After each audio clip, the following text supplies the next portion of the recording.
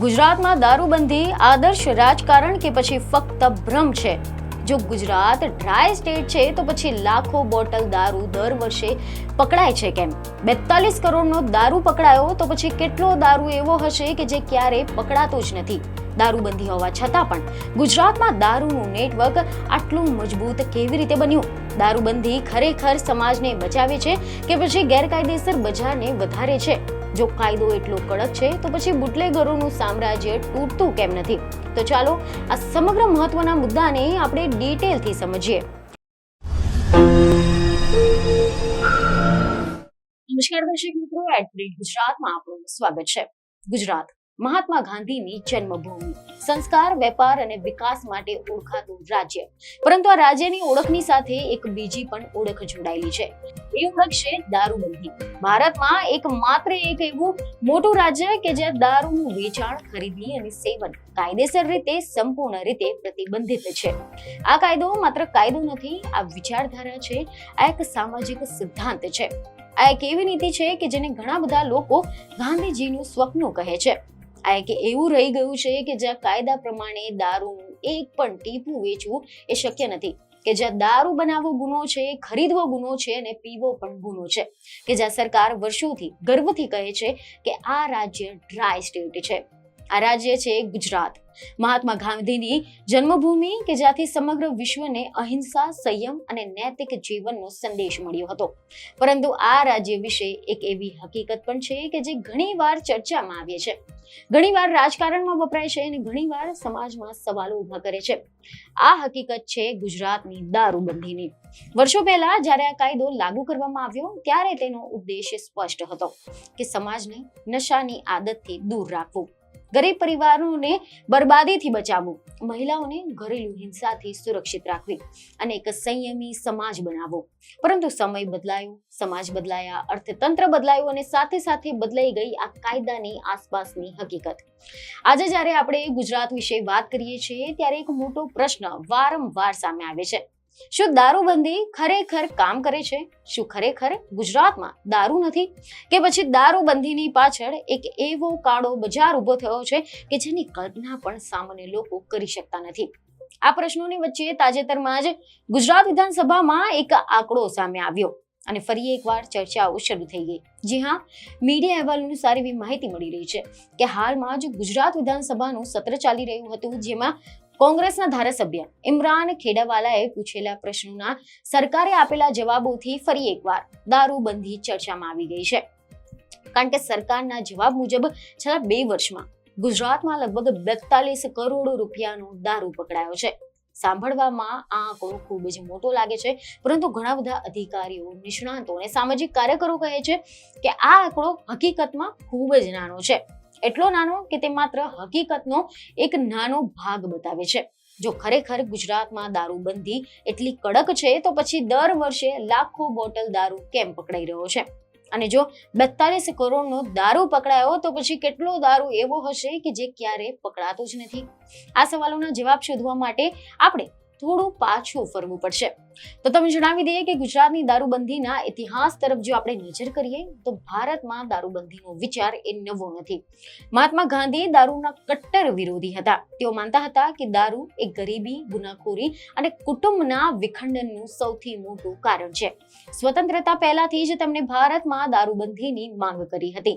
જ્યારે ભારત સ્વતંત્ર બન્યું ત્યારે બોમ્બે રાજ્યમાં દારૂ પર પ્રતિબંધ મૂકવાનો નિર્ણય લેવાયો અને પછી 1960માં જ્યારે બોમ્બે રાજ્યમાં ગુજરાત અને મહારાષ્ટ્ર અલગ થયા ત્યારે મહારાષ્ટ્રે દારૂબંધીને દૂર કરી નાખી, પરંતુ ગુજરાતે આ કાયદો ચાલુ રાખ્યો. ત્યારથી આજ સુધી ગુજરાત દારૂબંધી વાળું રાજ્ય બની ગયું છે. કાયદા મુજબ ગુજરાતમાં દારૂ બનાવવો, વેચવો, ખરીદવો કે પછી પીવો ગેરકાયદેસર છે. જોકે કેટલાક અપવાદ પણ છે. વિદેશી પ્રવાસીઓ અને કેટલાક મેડિકલ પરમિટ ધરાવતા લોકો માટે દારૂની મંજૂરી છે, પરંતુ સામાન્ય નાગરિકો માટે આ સંપૂર્ણ રીતે પ્રતિબંધિત છે. આ કાયદો કાગળ પર ખૂબ જ કડક છે. દારૂ સાથે પકડાઈ જશો તો જેલ પણ થઈ શકે છે, દંડ પણ થઈ શકે છે અને વારંવાર સંડોવાયેલા બુટલેગરો સામે પાસા જેવા કડક કાયદા હેઠળ કાર્યવાહી પણ થઈ શકે છે. પરંતુ પ્રશ્ન એ છે કે આ કાયદો હકીકતમાં કેટલો અસરકારક છે? ત્યારે આવામાં એવા અહેવાલો સામે આવી રહ્યા છે કે તાજેતરમાં વિધાનસભામાં પૂછાયેલા પ્રશ્નના લેખિત જવાબમાં સરકારે જણાવ્યું છે કે છેલ્લા 2 વર્ષમાં મધ્યપ્રદેશ અને રાજસ્થાનની સરહદ પર આવેલી ચેકપોસ્ટ પરથી લગભગ 10,49,855 વિદેશી દારૂની બોટલો અને લગભગ 1,59,265 જેટલી બિયરની બોટલો પકડાઈ છે. આ બધાની કુલ કિંમત લગભગ 42 કરોડ રૂપિયા થાય છે. આ કેસોમાં 1,018 જેટલા આરોપીઓની ધરપકડ કરવામાં આવી છે અને 141 જેટલા આરોપીઓ હજુ પણ ફરાર છે. તો બીજી તરફ વિસાવદરના ધારાસભ્ય ગોપાલ ઇટાલિયા દ્વારા 31 ડિસેમ્બર 2025ની સ્થિતિએ છેલ્લા 2 વર્ષમાં વડોદરા અને અમદાવાદ જિલ્લામાં વગર પરમિટે દારૂનું સેવન કરનારા વ્યક્તિઓની સામે કેટલા કેસ કરવામાં આવ્યા તેની વિગત પૂછવામાં આવી હતી. અને આ પ્રશ્નના જવાબમાં સરકારે જણાવ્યું કે 31 ડિસેમ્બર 2025ની સ્થિતિએ છેલ્લા 2 વર્ષમાં અમદાવાદ અને વડોદરા જેવા મોટા શહેરોમાં હજારો લોકોની સામે દારૂ પીવાના કેસો નોંધાયા છે અને માત્ર 2 વર્ષમાં અમદાવાદમાં 17,000થી વધુ અને વડોદરામાં 15,000થી વધુ લોકોની સામે કાર્યવાહી થઈ છે. આ આંકડા જોતા એવું લાગે છે કે પોલીસ સતત કાર્યવાહી કરી રહી છે અને કાયદાનો અમલ થઈ રહ્યો છે, પરંતુ અહીંયાથી જ ચર્ચાઓ શરૂ થાય છે. મીડિયામાંથી એવા અહેવાલો મળી રહ્યા છે કે કેટલાક નિષ્ણાતોનું માનવું છે કે જો ગુજરાતમાં ખરેખર માત્ર આટલો જ દારૂ આવે છે તો પછી બજારમાં દારૂ મળવો લગભગ અશક્ય હોવો જોઈએ. પરંતુ હકીકત કંઈક અલગ જ છે, કારણ કે ગુજરાતના ઘણા બધા શહેરોમાં દારૂ સરળતાથી મળી જાય છે એવી ચર્ચા સામાન્ય છે. ઘણીવાર એવું પણ કહેવામાં આવે છે કે જો કોઈને દારૂ જોઈએ તો તેને મેળવવો મુશ્કેલ નથી. આ સ્થિતિ કેમ છે? તેનો જવાબ છે ગેરકાયદેસર સપ્લાયનું નેટવર્ક. ગુજરાતમાં દારૂનું એક મોટું અંડરગ્રાઉન્ડ બજાર આવેલું છે તેવી કેટલીક લોક ચર્ચાઓ છે.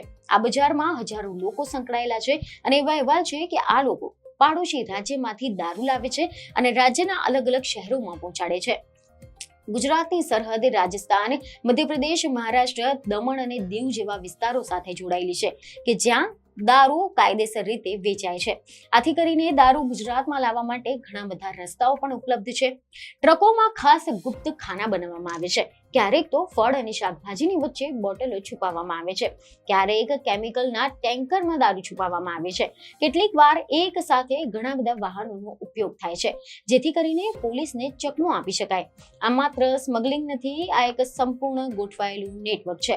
સપ્લાયર્સ, ટ્રાન્સપોર્ટર્સ, સ્ટોરેજ પોઈન્ટ્સ અને ડિલિવરી ચેન બધું જ આયોજનબદ્ધ રીતે ચાલતું હોય છે. આથી જ ઘણા બધા લોકો માને છે કે પકડાતો દારૂ હકીકતમાં સમગ્ર વેપારનો માત્ર એક નાનો ભાગ છે. કેટલાક અંદાજ મુજબ ગુજરાતમાં દર વર્ષે હજારો કરોડો રૂપિયાનો ગેરકાયદેસર દારૂનો વેપાર થઈ શકે છે. અને જો આ સાચું હોય તો પછી 42 કરોડનો આંકડો ખરેખર ખૂબ જ નાનો બને. આ ચર્ચાનો એક બીજો મહત્વપૂર્ણ મુદ્દો એ પણ છે કે ગેરકાયદેસર દારૂની જોખમભરી અસર. કારણ કે જ્યારે પણ દારૂ ગેરકાયદેસર બને છે ત્યારે ઘણીવાર નકલી અને ઝેરી દારૂ બજારમાં આવે છે. ગુજરાતમાં ઘણીવાર લઠ્ઠાકાંડના બનાવ થયા છે કે જ્યાં લોકો ગેરકાયદેસર દારૂ પીવાના કારણે પોતાનો જીવ ગુમાવી બેઠા હોય. મીડિયા અહેવાલ અનુસાર વર્ષ 2022માં બોટાદમાં થયેલા લઠ્ઠાકાંડમાં 39 લોકોના જીવ ગયા હતા અને આ ઘટના સમગ્ર રાજ્ય માટે એક મોટો ઝાટકો હતી. આ ઘટનાએ ફરી એકવાર પ્રશ્ન ઉભો કર્યો છે કે દારૂબંધી હોવા છતાં પણ લોકો ઝેરી દારૂ પીવા માટે મજબૂર થાય છે. જો કે કેટલાક નિષ્ણાતો કહે છે કે જ્યારે કાયદેસર દારૂ ઉપલબ્ધ નથી ત્યારે લોકો ગેરકાયદેસર અને જોખમી વિકલ્પો તરફ વળે છે. તો બીજી તરફ દારૂબંધીના સમર્થકો કહે છે કે જો દારૂબંધી ન હોય તો પછી પરિસ્થિતિ વધુ ખરાબ થઈ શકે છે. તેઓ દલીલ કરે છે કે દારૂના કારણે ઘરેલું હિંસા, અકસ્માતો, ગુનાખોરી વધી શકે છે. તો કેટલાક પોલીસ અધિકારીઓ પણ માને છે કે દારૂબંધીના કારણે ઘણા બધા સામાજિક સમસ્યાઓ પર નિયંત્રણ રહે છે. પરંતુ આ ચર્ચાનો બીજો પાસો રાજકારણ સાથે પણ જોડાયેલો છે. ગુજરાતમાં દારૂબંધી એ માત્ર એક સામાજિક મુદ્દો નથી, તે રાજકીય મુદ્દો પણ છે. ઘણીવાર વિરોધ પક્ષો સરકાર પર આરોપ લગાવે છે કે દારૂબંધી એ માત્ર કાગળ પર છે. તેઓ કહે છે કે કાયદાનો અમલ સિલેક્ટિવ રીતે થાય છે અને મોટા નેટવર્ક સુધી પોલીસ પહોંચી શકતી નથી. તો બીજી તરફ સરકાર કહે છે કે દારૂબંધી કડક રીતે અમલમાં છે. દર વર્ષે હજારો કેસો નોંધાયા છે. આ બધાની વચ્ચે સામાન્ય લોકો શું વિચારે છે તે પણ મહત્વનું છે. તો કેટલાક લોકો માને છે કે દારૂબંધી સમાજ માટે સારી છે કારણ કે તે ઘણા બધા પરિવારોને નશાથી દૂર રાખે છે, જ્યારે કેટલાક લોકો માને છે કે આ કાયદો હવે જૂનો થઈ ગયો છે અને તેની જગ્યાએ નિયંત્રિત વેચાણની વ્યવસ્થા હોવી જોઈએ. જો દારૂ કાયદેસર રીતે વેચાય તો પછી સરકારને આમાંથી હજારો કરોડનો ટેક્સ મળશે અને ગેરકાયદેસર વેપાર પણ ઘટશે. ગુજરાતની પરિસ્થિતિ અલગ છે કારણ કે અહીંયા દારૂબંધી એ માત્ર કાયદો નથી પરંતુ એક સાંસ્કૃતિક અને રાજકીય ઓળખ પણ બની ગઈ છે. ઘણા લોકો માટે દારૂબંધી ગાંધીજીના વિચારોથી જોડાયેલી છે અને તેને દૂર કરવી એટલે એક પરંપરા છોડવી છે. આના કારણે આ મુદ્દો ખૂબ જ સંવેદનશીલ બની જાય છે. જ્યારે પણ દારૂબંધી વિશે ચર્ચા થાય છે ત્યારે બે મજબૂત વિચારધારાઓ સામસામે આવી જાય છે. એક તરફ છે કે જે લોકો માને છે કે દારૂબંધી સમાજને સુરક્ષિત રાખે છે, ત્યાં જ બીજી તરફ છે એવા લોકો કે જેઓ માને છે કે આ કાયદો ગેરકાયદેસર બજારને પ્રોત્સાહન આપે છે. આ બંનેની વચ્ચેનો જે સંઘર્ષ છે કદાચ હજુ પણ ઘણા બધા વર્ષો સુધી ચાલી શકે છે, પરંતુ હાલની પરિસ્થિતિમાં એક વાત સ્પષ્ટ છે: 42 કરોડનો આંકડો એ માત્ર એક આંકડો નથી, તે એક મોટી ચર્ચાનો દરવાજો ખોલે છે. આ આંકડો આપણને પૂછવા પર મજબૂર કરે છે કે ગુજરાતની દારૂબંધીની હકીકત શું છે, કાયદો કેટલો અસરકારક છે અને સમાજ માટે સૌથી યોગ્ય રસ્તો કયો છે. કારણ કે જ્યારે કાયદો અને હકીકત વચ્ચેનું અંતર વધે છે ત્યારે પ્રશ્નો ઊભા થાય છે અને ગુજરાતમાં દારૂબંધી અંગેના પ્રશ્નો આજે પણ એટલા જ જીવંત છે જેટલા દાયકાઓ પહેલા હતા. અને કદાચ આ જ ચર્ચાનો સાચો જવાબ શોધવો એ સરળ નથી, પરંતુ એક વાત ચોક્કસ છે કે ગુજરાતની દારૂબંધી એ માત્ર એક કાયદો નથી, તે એક એવી કહાની છે કે જેમાં આદર્શ, રાજકારણ, અર્થતંત્ર, અપરાધ અને સમાજ બધું જ એકબીજાની સાથે જોડાયેલું છે. અને કદાચ આ જ કારણે દર વખતે જ્યારે કોઈ નવો આંકડો બહાર આવે છે ત્યારે આખું રાજ્ય ફરી એકવાર આ પ્રશ્ન પૂછે છે કે શું ખરેખર ગુજરાત ડ્રાય સ્ટેટ છે કે પછી આ માત્ર એક માન્યતા છે જેના પાછળ એક બહુ મોટી અને જટિલ હકીકત છુપાવેલી છે. જો કે અહીંયા અમારા દ્વારા આપવામાં આવેલી આ સમગ્ર માહિતી એ માત્ર ને માત્ર કેટલાક અહેવાલોના આધારિત છે, મીડિયાના અહેવાલોના આધારિત છે, જેની લોકસત્તા કે લોકસત્તા જનસત્તા પુષ્ટિ કરતું નથી. આ વિષય પર તમારું શું કહેવું છે તેમને કમેન્ટમાં જરૂરથી જણાવજો. બીજી એક ખબર સાથે ફરી મળીશું. ધન્યવાદ.